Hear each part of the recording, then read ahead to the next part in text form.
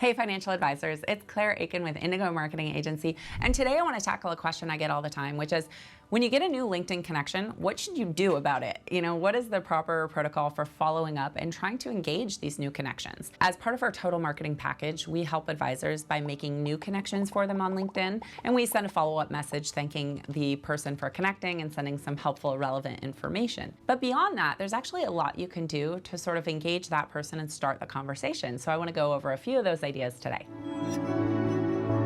So step one, I think is really important, is to think and talk about them first. So I know it's very tempting to send somebody information about you or your business or how they can get started working with you. But what you want to do is notice what they're doing first and make some comments about either their content or their profile first. So some of the things you could do is look through their posts that they've posted recently and either like or comment on some of those posts. So maybe they posted an interesting article, you could go through and comment on what you liked about that article, or you could like a photo that they recently shared. The next thing you want to do is thank them for connecting and then just reiterate who you serve and how you may be able to help them.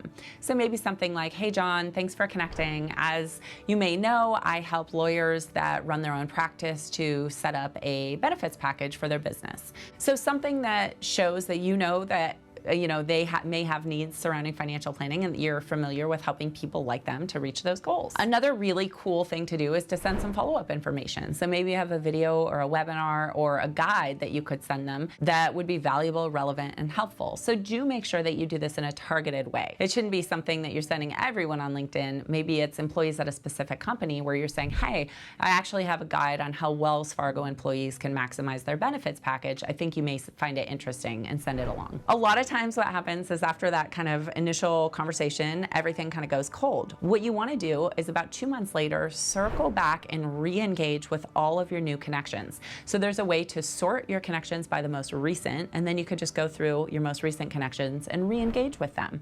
One way to do that is to ask a provocative question. Something like, as a business owner, have you ever thought about taking some chips off the table?